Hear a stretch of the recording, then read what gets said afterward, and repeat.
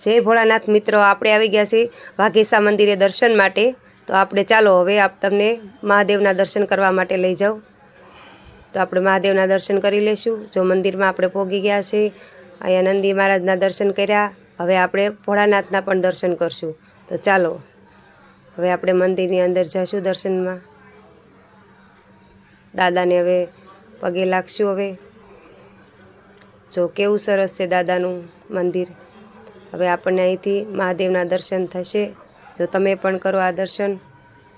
જો મહાદેવના દર્શન કરી લેજો મિત્રો। જો તમને આ વિડીયો સારો લાગે તો લાઈક કરજો ને શેર કરજો।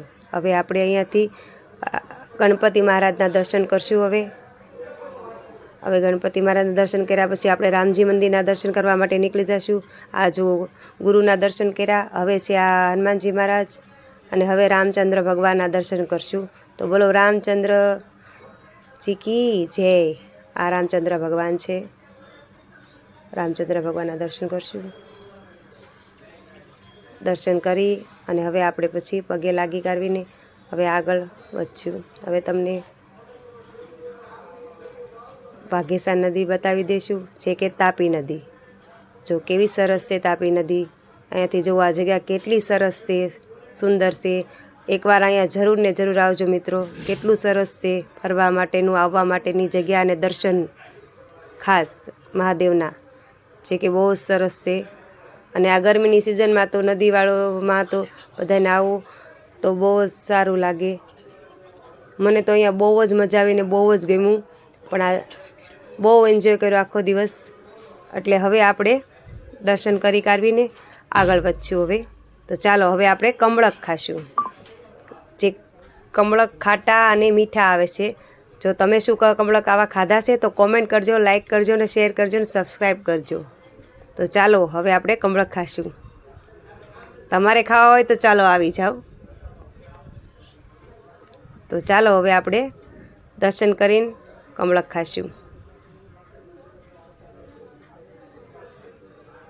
હવે આપણે આવી ગયા છે ચાકરી મંદિરે, જ્યાં આપણે દર્શન કરવા માટે આવેલા છે। જો અહીંયા કેવા ફૂલ ઝાડ સરસ સરસ છે, કેવું સરસ ગાર્ડન છે। જુઓ મિત્રો, ફૂલ ઝાડ તો એવા સરસ છે ને એવું ગાર્ડન છે ને કે અહીંથી તો જવાનું મન જ ન થાય। હવે આપણે દર્શન માટે નીકળી ગયા છીએ। જો હવે આપણે બગીચામાં જોતાં જોતાં આગળ વધ્યા। હવે દર્શન આપણે સીડીએ પહોંચી ગયા છીએ અને દર્શન માટે ઉપર મંદિરમાં પહોંચી ગયા છીએ। જુઓ મિત્રો કેવું સરસ છે। આપણે દર્શન માટે અંદર મંદિરમાં આવી ગયા છીએ। તો ચાલો તમને હવે દર્શન કરાવી દઉં ચાકરી મંદિરના। જો અહીંયા આવવા જેવી જગ્યા છે, ફરવા જેવું સ્થળ છે અને એકદમ સરસ એટલે સરસ છે। તમે એકવાર જરૂર આવજો મિત્રો। ચાલો હવે આપણે દર્શન કરશું। ચાલો આવી જાઓ। હવે આ જુઓ આપણે દર્શન કરશું ભગવાનના। તમને જરાક નજીકથી દર્શન કરાવું, જેમ કે અહીંયા થોડાક લોકો દર્શન કરે છે, આપણે તો છેક નજીક જઈને દર્શન કરશું કે તમને ભગવાનના લાઈવ સરસ દર્શન થાય અને તમને પણ અહીંયા આવવાનું મન થાય। ચાલો તો આપણે તમને દર્શન કરાવશું। જુઓ છે ને એકદમ સરસ, આપણું મન મોહી લે એવી મૂર્તિ। ભગવાનના દર્શન કરીને શાંતિની અનુભૂતિ થાય છે। જુઓ મિત્રો, જુઓ છે ને સરસ। ચાલો હવે આપણે અહીંયા દર્શન કરશું। હા, જો તમને આ દર્શન કેવા લાગ્યા મિત્રો જરૂરથી કોમેન્ટ કરજો અને આ જગ્યા તમને કેવી લાગી એ જરૂર જણાવજો। ચાલો તો હવે આપણે તમને આગળ હવે બતાવીશું આપણે કે ચાકરી મંદિરે શું શું ફરવા લાયક છે।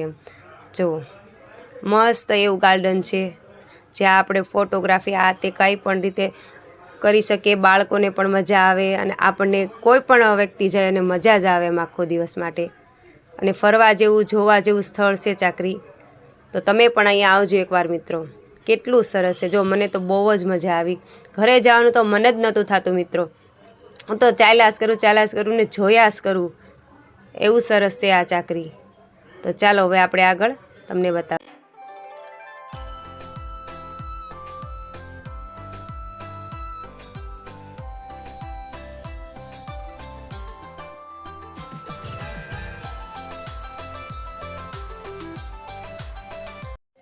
આપણે જો મંદિરના દર્શન કરી લીધા છે. હવે આપણે આવી ગયા છે બહાર આવ્યા અને બહારનો જો લુક ને નજારો કેટલો સરસ છે. બહાર તો બે જો કેવા સરસ હાથી છે. તમને જો આ વિડીયો પસંદ આવે તો અમારી ચેનલને લાઈક કરો, શેર કરો અને સબસ્ક્રાઈબ કરો. જય મહાદેવ.